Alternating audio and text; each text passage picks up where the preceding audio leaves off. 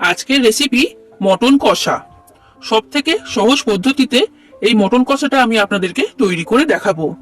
বন্ধুরা, আমাদের বাড়িতে এই পদ্ধতিতেই মটন কষা তৈরি করা হয়। এইভাবে যদি মটন কষা তৈরি করা হয় তখন কিন্তু মটন কষার স্বাদ অনেক গুণ বেড়ে যায়, খুবই সুস্বাদু খেতে হয়। এর স্বাদ কিন্তু মুখে লেগে থাকার মতো। তাই বন্ধুরা, আপনাদের কাছে রিকোয়েস্ট রইল যে আপনারা ভিডিওটা পুরোটা দেখতে থাকুন। এই রেসিপিটা তৈরি করার জন্য আমি এখানে নিয়েছি 1 কেজি মটন বা খাসির মাংস। মাংসটাকে ভালো করে পরিষ্কার করে নিয়েছি। এবার এই মটনটাকে বা খাসির মাংসটাকে আমি ম্যারিনেট করব। তার জন্য আমি এখানে নিয়েছি 150 গ্রাম ফেটিয়ে রাখা টক দই। টক দইটাকে এখানে অবশ্যই ফেটিয়ে নেবেন। এবার এই টক দইটা আমি মটনের মধ্যে দিয়ে দিলাম।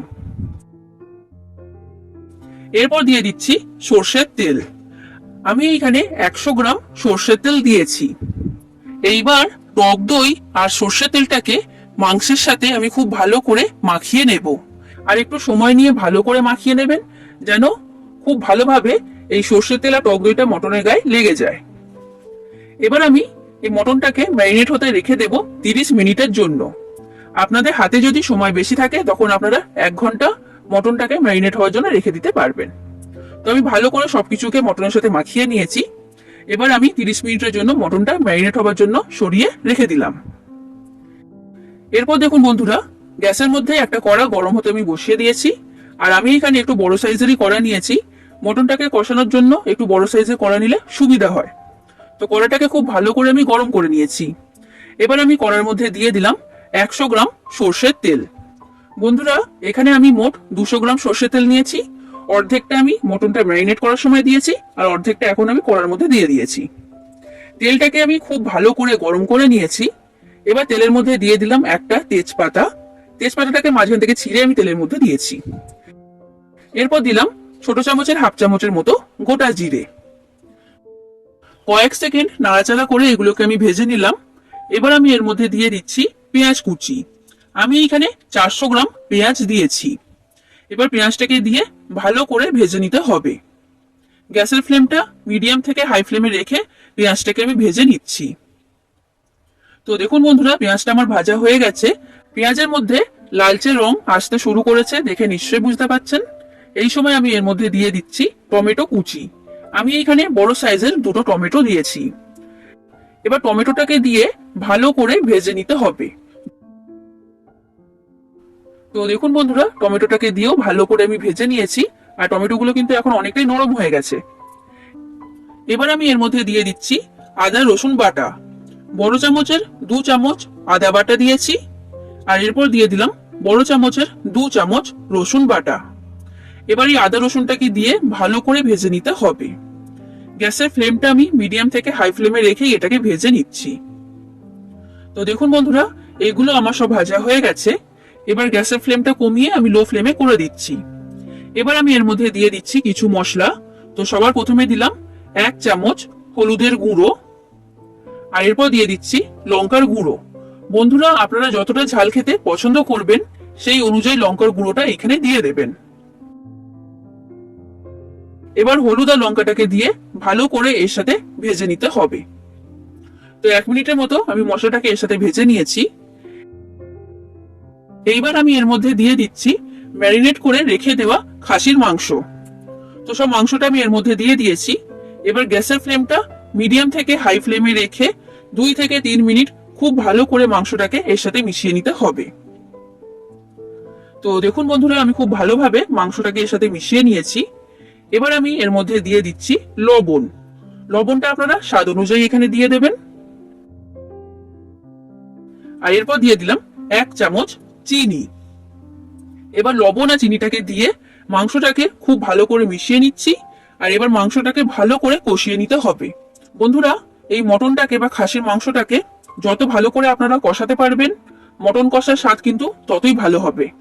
গ্যাসের ফ্লেমটা মিডিয়াম ফ্লেমে রেখে আমি এটাকে এখন কষিয়ে নিচ্ছি 10 মিনিটের মতো। যত ভালো করে কষাবেন দেখবেন মটনের মধ্যে থেকে তেল বেরোতে শুরু করবে। আর প্রথমেই কিন্তু জল দেবেন না, জল ছাড়াই প্রথমে 10 মিনিট ভালো করে মটনটাকে কষিয়ে নিতে হবে। দেখুন বন্ধুরা, গ্যাসের ফ্লেমটা মিডিয়াম ফ্লেমে রেখে আমি মাংসটাকে 10 মিনিট ভালো করে কষিয়ে নিয়েছি। মাংসের রংটা কিন্তু আগের তুলনায় অনেকটাই পাল্টিয়ে গেছে, আর এর মধ্যে থেকে তেল বেরোতে শুরু করে দিয়েছে, দেখে নিশ্চয়ই বুঝতে পারছেন। এবার আমি গ্যাসের ফ্লেমটা লো ফ্লেমে করে দিচ্ছি, আর কড়াটা আমি ঢাকা দিয়ে দিচ্ছি 5 মিনিটের জন্য। লো ফ্লেমে রেখে মাংসটাকে এবার কষিয়ে নিতে হবে। 5 মিনিট হয়ে গেছে বন্ধুরা, আমি কড়ার ঢাকনাটা খুলে নিয়েছি। আমি নিচে থেকে নাড়াচাড়া করে মাংসটাকে ভালো করে মিশিয়ে নিলাম। এবার আমি এর মধ্যে দিয়ে দিচ্ছি মিট মশলা। এই মিট মশলা দোকানে কিনতে পাওয়া যায়, আপনারা যে কোনো কোম্পানির মিট মশলা এখানে ব্যবহার করতে পারবেন। আমি এইখানে 1 প্যাকেট মিট মশলা সবটাই দিয়ে দিয়েছি। মিট মশলা দিলে মাংসের স্বাদ খুবই ভালো হয়, তাই আমি এইখানে ব্যবহার করেছি। এবার মিট মশলা দিয়ে ভালো করে আমি মাংসটাকে মিশিয়ে নিচ্ছি। তো খুব ভালো করে আমি মিশিয়ে নিয়েছি। এবার আমি এর মধ্যে দিয়ে দিচ্ছি অল্প পরিমাণে জল। জলটা খুব বেশি দেবেন না, অল্প করেই দিতে হবে। এবার জল দিয়ে ভালো করে মিশিয়ে নিলাম। এইবার আমি গ্যাসের ফ্লেমটা লো ফ্লেমে রেখে কড়াটা ঢাকা দিয়ে দিচ্ছি 10 থেকে 12 মিনিটের জন্য। আর বন্ধুরা, মাঝে মাঝে কড়া ঢাকনাটা খুলে একবার করে নাড়াচাড়া করে দেবেন, আর যদি জল দেওয়ার প্রয়োজন হয় তখন আপনারা অল্প করে জল এইখানে দিয়ে দেবেন। মাংসটাকে লো ফ্লেমে রেখে কড়াটা ঢাকা দিয়ে কষিয়ে নিলে এই কষা মাংসের স্বাদ খুবই ভালো হবে। তো দেখুন বন্ধুরা, আমি 12 মিনিট পর কড়া ঢাকনাটা এখন খুলে নিচ্ছি, আর মাঝে আমি দুবার কড়া ঢাকনা খুলে মাংসটাকে নাড়াচাড়া করে দিয়েছিলাম, আর অল্প করে একটু জল দিয়েছিলাম। এখন মাংসটা আমার খুব ভালো মতো কষানো হয়ে গেছে, আর এই রংটা দেখে নিশ্চয়ই বুঝতে পারছেন আগের থেকে একদমই পাল্টিয়ে গেছে। আর বন্ধুরা, আমি সব মিলিয়ে 25 মিনিটের মতো মাংসটাকে কষিয়ে নিয়েছি। যত ভালো করে মাংস কষানো হবে, মটন কষার স্বাদ কিন্তু ততই ভালো হবে। এইবার এই খাসির মাংসটা সেদ্ধ করার জন্য আমি এখানে একটা প্রেসার কুকার নিয়েছি। এবার কষিয়ে রাখা মাংসটা আমি প্রেসার কুকারের মধ্যে সবটা দিয়ে দিলাম। এবার যে কড়ার মধ্যে আমি মাংসটা কষিয়েছি, সেই কড়াটা ধুয়ে জলটা আমি এই প্রেসার কুকারের মধ্যে ঢেলে দিচ্ছি। বন্ধুরা, আমি এইখানে 1 লিটার জল দিয়েছি। আপনারা যদি গ্রেভি বেশি রাখতে পছন্দ করেন তখন জলটা আপনারা একটু বেশি করে দিয়ে দেবেন। এবার জল দিয়ে ভালো করে মিশিয়ে নিলাম। এবার প্রেসার কুকারের ঢাকনাটা আমি আটকিয়ে দিচ্ছি। এই মাংসটা সেদ্ধ করার জন্য আমি 7 থেকে 8টা সিটি দিয়ে মাংসটাকে সেদ্ধ করব। তবে বন্ধুরা, প্রেসার কুকারের উপর নির্ভর করে যে মাংসটা সেদ্ধ হতে কতগুলো সিটি দিতে হবে। তো এখন বন্ধুরা 7 থেকে 8টা সিটি হয়ে যাক, তারপর আমি আপনাদেরকে দেখাচ্ছি। দেখুন বন্ধুরা, আমি প্রেসার কুকারে 8টা সিটি দিয়ে মাংসটাকে সেদ্ধ করে নিয়েছি। এবার আমি গ্যাসের ফ্লেমটা বন্ধ করে দিলাম। এই সময় আমি প্রেসার কুকারের ঢাকনাটা খুলবো না, 10 মিনিট পর আমি প্রেসার কুকারের ঢাকনাটা খুলে নেব। তো 10 মিনিট হয়ে গেছে বন্ধুরা, আমি প্রেসার কুকারের ঢাকনাটা খুলে নিয়েছি। মাংসগুলো এখন খুব ভালো মতো সেদ্ধ হয়ে গেছে, আমি আপনাদেরকে দেখিয়ে দিচ্ছি। দেখুন, এবার আমি মাংসটাকে প্রেসার কুকারের মধ্যে থেকে কড়াইতে ঢেলে নিচ্ছি। তো মাংসটা আমি কড়াইয়ের মধ্যে নিয়ে নিয়েছি। এবার গ্যাসের ফ্লেমটা মিডিয়াম থেকে হাই ফ্লেমে রেখে এই মাংসটাকে 2 থেকে 3 মিনিট ভালো করে ফুটিয়ে নিতে হবে। বন্ধুরা, রেসিপিটি যদি আপনাদের ভালো লাগে তাহলে অবশ্যই লাইক করে দেবেন, যতটা সম্ভব ততটা শেয়ার করে দেবেন, আর কমেন্ট করে জানাবেন কেমন লেগেছে রেসিপিটা। আর আমার চ্যানেলটা যদি এখনো পর্যন্ত সাবস্ক্রাইব না করে থাকেন তাহলে অবশ্যই চ্যানেলটাকে সাবস্ক্রাইব করে দেবেন।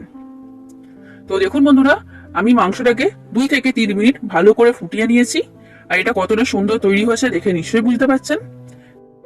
এবার আমি এর মধ্যে দিয়ে দিচ্ছি শাহি গরম মশলা।